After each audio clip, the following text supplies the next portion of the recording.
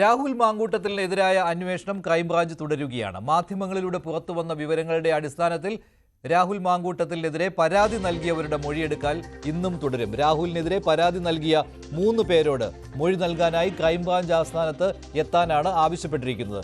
അതേസമയത്ത് തന്നെ ഗർഭഛിദ്രം നടത്തിയ 2 യുവതികളുടെ മൊഴിയെടുക്കാനുള്ള നീക്കം ക്രൈംബ്രാഞ്ച് സജീവമാക്കിയിട്ടുണ്ട്. മാധ്യമങ്ങൾക്ക് മുന്നിൽ പരസ്യ വെളിപ്പെടുത്തൽ നടത്തിയ റിനി ആനിനെ നേരിൽ കണ്ട് മൊഴിയെടുക്കാനുള്ള തയ്യാറെടുപ്പിലുമാണ് പ്രത്യേക അന്വേഷണ സംഘം. ഡാൻ കുര്യൻ ചേരുകയാണ് കൂടുതൽ വിവരങ്ങളുമായി. ഡാൻ, പക്ഷേ ഇക്കാര്യത്തിൽ ഇരകളുടെ അല്ല, പക്ഷേ മറ്റു വാർത്തകളുടെയൊക്കെ അടിസ്ഥാനത്തിൽ പരാതി നൽകിയവരുടെ അവരുടെ മൊഴിയെടുക്കുക എന്ന ഘട്ടത്തിൽ തന്നെ നിൽക്കുകയല്ലേ ഇപ്പോഴും ക്രൈംബ്രാഞ്ച്?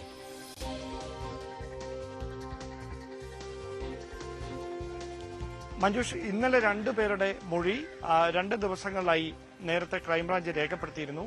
അതിന് സമാനമായ തരത്തിൽ പരാതി നൽകിയിരിക്കുന്ന 3 പേരുടെ മൊഴിയെടുക്കാനുള്ള നീക്കമാണ് ഇന്ന് നടത്തുന്നത്. 3 പേരോട് ക്രൈംബ്രാഞ്ച് ഓഫീസിലെത്താൻ അന്വേഷണ സംഘം ആവശ്യപ്പെട്ടിട്ടുണ്ട്. അവരുടെ മൊഴി കൂടി രേഖപ്പെടുത്തിയതിന് ശേഷമാകും പരസ്യമായി രാഹുൽ മാങ്കൂട്ടത്തിനെതിരെ വെളിപ്പെടുത്തലുമായി രംഗത്തെത്തിയ മറ്റ് 3 യുവതികളിലേക്ക് അന്വേഷണ സംഘം നീങ്ങുക.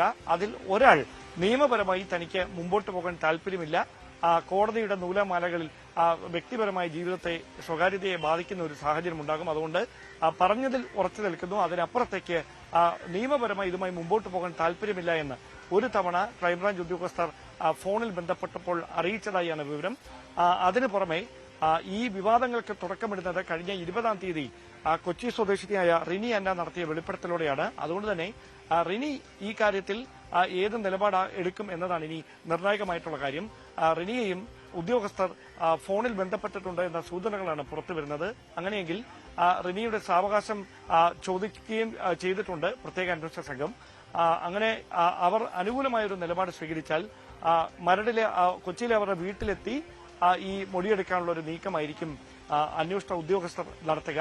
അതിനുശേഷം മറ്റ് നടപടികളിലേക്ക് കടക്കാനുള്ള സാധ്യതയാണ് ഇപ്പോൾ തെളിയുന്നത്. പ്രധാനപ്പെട്ട കാര്യം, ഈ ഗർഭചിത്രം നടത്തിയ 2 യുവതികൾ ഏതെങ്കിലും വിധേനെ അവരുമായോ അല്ലെങ്കിൽ അവരുടെ കുടുംബാംഗങ്ങളുമായോ ബന്ധപ്പെട്ടോ ഏതെങ്കിലും തരത്തിലൊരു സഹകരണം അന്വേഷണ സംഘത്തോട് ഉണ്ടാകുമെന്നൊരു പ്രതീക്ഷയിലാണ് അതുമായി ബന്ധപ്പെട്ട നീക്കങ്ങൾ ഇപ്പോഴും ഉദ്യോഗസ്ഥർ നടത്തിക്കൊണ്ടിരിക്കുന്നത്.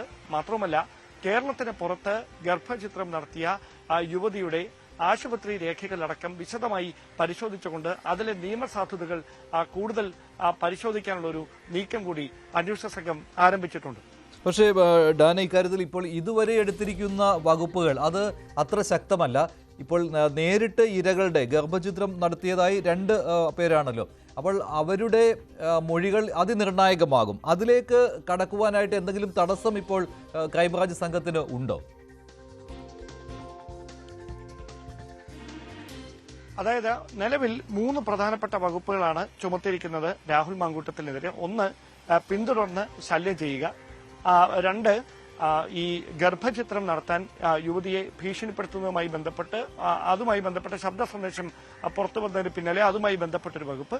പിന്നെ അശ്ലീല സന്ദേശങ്ങൾ അയക്കുക, ഈ ഫോണിലേക്ക് അശ്ലീല സന്ദേശങ്ങൾ അയക്കുക. ഇങ്ങനെ 3 വകുപ്പുകൾ ചുമത്തിയാണ് രാഹുലിനെതിരെ നിലവിൽ ക്രൈംബ്രാഞ്ച് കേസെടുത്തിരിക്കുന്നത്. അതിനു പുറമെ ഈ കൂടുതൽ വകുപ്പുകൾ ചുമത്തണമെങ്കിൽ ഈ ഇരകളാക്കപ്പെട്ട യുവതികളുടെ നേരിട്ടുള്ള മൊഴി അനിവാര്യമായി മാറും. അതുകൊണ്ട് തന്നെയാണ് അതിലേക്ക് എത്തുന്നതിന് വേണ്ടിയിട്ടുള്ള നീക്കം ഈ പ്രത്യേക അന്വേഷണ സംഘത്തിന് രൂപം നൽകിയപ്പോൾ മുതൽ ക്രൈംബ്രാഞ്ച് ആവശ്യപ്പെട്ടുകൊണ്ടിരിക്കുന്നത്, അല്ലെങ്കിൽ അതിനുള്ള ശ്രമം കൂടുതൽ ഊർജിതമാക്കിയിരിക്കുന്നത്. അപ്പോഴാണ് അതുമായി ബന്ധപ്പെട്ട നടപടികൾ തുടരുന്നതിനിടയിലാണ് ഗർഭചിത്രം നടത്തുന്നതിന് ഭീഷണിപ്പെടുത്തിയത് ഒരു യുവതിയുടേതാണെങ്കിൽ മറ്റൊരാൾ കൂടി സമാനമായ തരത്തിൽ നിർബന്ധിത ഗർഭചിത്രത്തിന് വിധേയായിട്ടുണ്ട് എന്ന ഏറ്റവും നിർണായകമായൊരു കണ്ടെത്തലിലേക്ക് പ്രത്യേക അന്വേഷണ സംഘം എത്തുകയും അതുമായി ബന്ധപ്പെട്ട തെളിവുകൾ ശേഖരിക്കുന്ന നടപടികൾ ഊർജിതമാക്കുകയും ചെയ്തിരിക്കുന്നത്. ശരി, ഡാൻ കുര്യനാണ് വിവരങ്ങൾ നൽകിയത്. ക്രൈംബ്രാഞ്ച് എന്തായാലും അന്വേഷണവുമായി മുന്നോട്ട് പോവുകയാണ്. പരാതി നൽകിയ 3 പേരുടെ മൊഴിയായിരിക്കും ഇന്ന് രേഖപ്പെടുത്താൻ പോകുന്നത്. അതേസമയം രാഹുൽ മാങ്കൂട്ടത്തിൽ വിവാദം അടഞ്ഞ അധ്യായമാണെന്ന് പ്രതിപക്ഷ നേതാവ് വി.ഡി. സതീശൻ. ഇക്കാര്യത്തിൽ ഇനി ഒരു ചർച്ചയും ഇല്ല എന്ന് സതീശൻ. ഉചിതമായ സമയത്ത് ഉചിതമായ തീരുമാനമെടുക്കുമെന്നും വി.ഡി. സതീശൻ പറഞ്ഞു. അദ്ദേഹത്തിന്റെ വാക്കുകളിലേക്ക്. ആ ചാപ്റ്റർ നമ്മൾ ക്ലോസ് ചെയ്താണ്. ഒരു ചർച്ചയില്ല. അല്ല, ഒരു ചർച്ചയില്ലെന്നേ. ഞാൻ അതിനെക്കുറിച്ചൊരു ചർച്ചയില്ല. ഞങ്ങൾ തീരുമാനം എടുത്തിട്ടുണ്ട്. ആ തീരുമാനം KPCC പ്രസിഡന്റ് പ്രഖ്യാപിച്ചിട്ടുണ്ട്. ഇനി ആ വിഷയത്തിൽ ഞങ്ങളുടെ ഭാഗത്തു നിന്ന് ഒരു ചർച്ചയില്ല. അതൊക്കെ അതാത് സമയത്ത് പാർട്ടി യുക്തിപൂർവമായ തീരുമാനങ്ങൾ അതാത് സമയത്ത് എടുക്കും.